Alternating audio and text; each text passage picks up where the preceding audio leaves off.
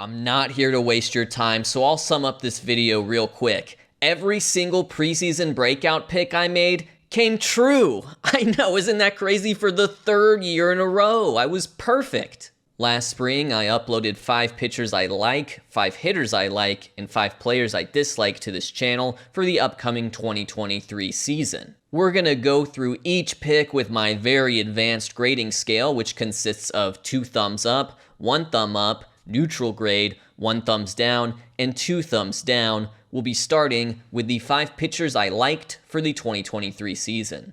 Andrew Heaney's performance this year was both weird and completely in line with his career norms. On the surface level, he tossed 147 innings and had a 107 ERA+, meaning he was an above-average pitcher, but he also found himself pitching out of the Rangers' bullpen in September. He also averaged just under 5 innings per start, not quite what Texas had in mind when they signed him last winter. Combine that with some less than stellar peripheral stats, and we're gonna have to grade this one a neutral grade. Faked you out, didn't I? Mostly because his ERA was respectable enough over a large enough sample size. Not the breakout I wanted, but not terrible either. If there's one pitcher this year who was weirder than the Heen Dog, it was certainly Lance Lynn, who allowed 44 home runs and had an ERA and FIP well over 5, yet he also struck out almost 200 batters, and the Dodgers pursued his services at the trade deadline to add a veteran presence to their rotation.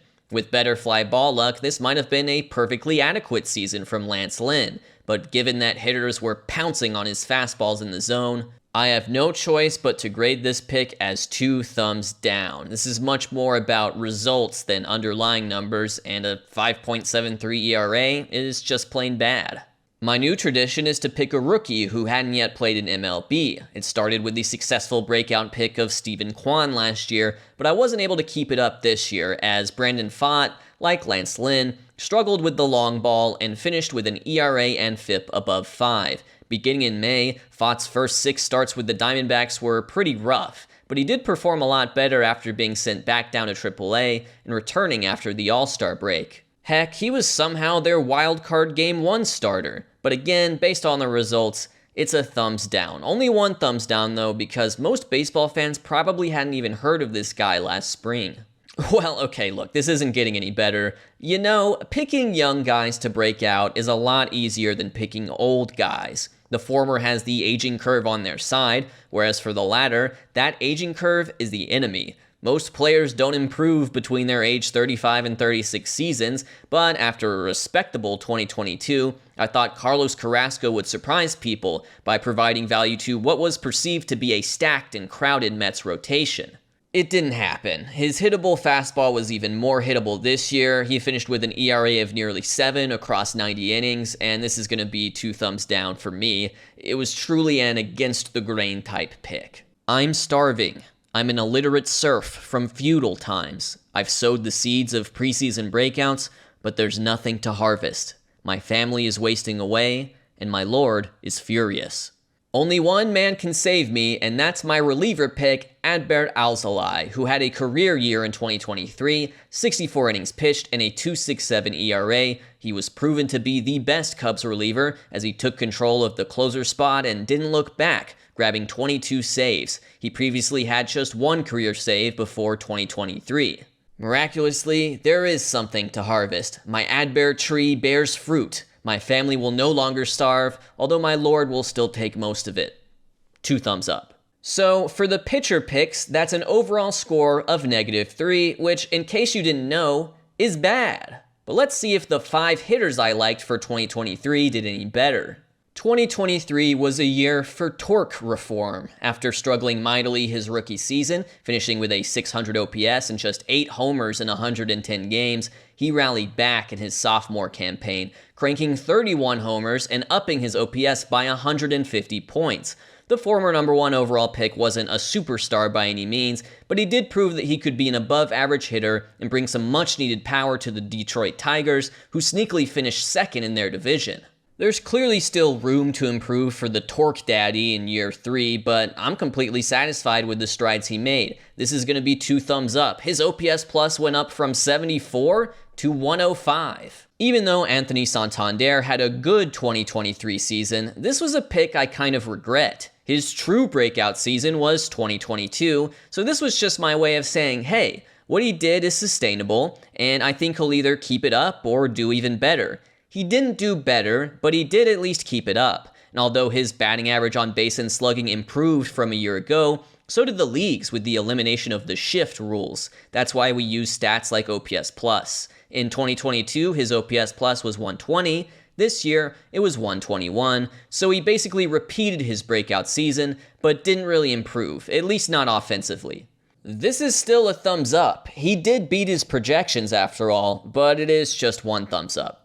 This was actually kind of a tough one to grade. Brian De La Cruz became a true everyday player in 2023, appearing in 153 games for the Miami Marlins, a surprise playoff team. His 19 home runs were tied for second on the Fish with Jazz Chisholm, and he led the team in, I can't believe I'm about to say this stat, runs batted in. Unfortunately, his rate stats simply didn't impress, particularly when adjusted for the offensive environment. He rocked a 106 OPS plus between parts of 2021 and 2022, but slashed 259, 305, 412 in 2023 for a 92 OPS plus.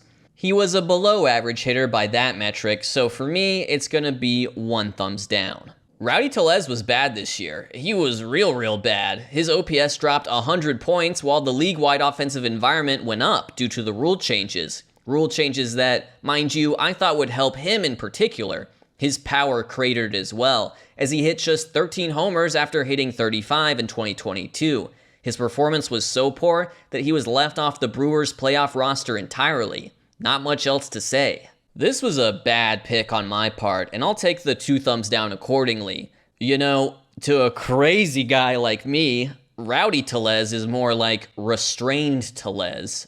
K-Bear Ruiz was my catcher pick, and he absolutely refused to be normal for the entire season. His defensive stats were atrocious. StatCast rated his catcher defense as being worth negative 23 runs. Negative 23. Thankfully, I'm more focused on the offensive side, where Ruiz did show some improvement, hitting 18 homers after hitting just 7 a year ago. But after adjustment, his 97 OPS plus in 2023 was barely better than the 94 he put up for the Nationals in 2022. The main thing holding him back was his low BABIP, batting average on balls in play, as he was bottom 10 among all qualified hitters. So, not the breakout I was looking for, but not a disaster either, at least offensively speaking. This is going to be a neutral grade, no grade. It's also a neutral grade on aggregate for these 5 hitters I like picks. A mixed bag for sure. But now, it's time for me to be a hater. Here are the 5 players I disliked coming into the 2023 season. On the surface, Logan Gilbert put up a really similar age 26 season to his age 25 season. He finished with the same amount of both R-WAR and F-WAR, for example, so you could make the argument he didn't really improve or do any worse, making this more of a neutral grade given the expected upward trajectory of his aging curve.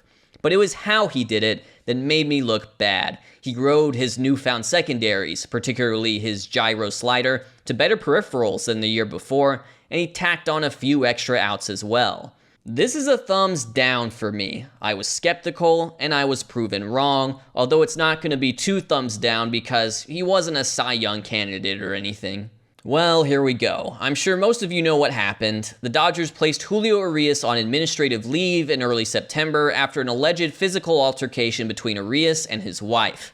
I'm not here to talk about that. I'm here to talk about performance, and in his 21 start sample, he was quite poor by his standards. In fact, his ERA more than doubled, from 2.16 in 2022 to 4.60 in 2023, and his FIP was right in line with that 4.6 ERA as well. It's a little awkward to talk about, but from an on-field performance perspective, I nailed this pick. It's going to be 2 thumbs up for me, 2 thumbs down for Julio Urias.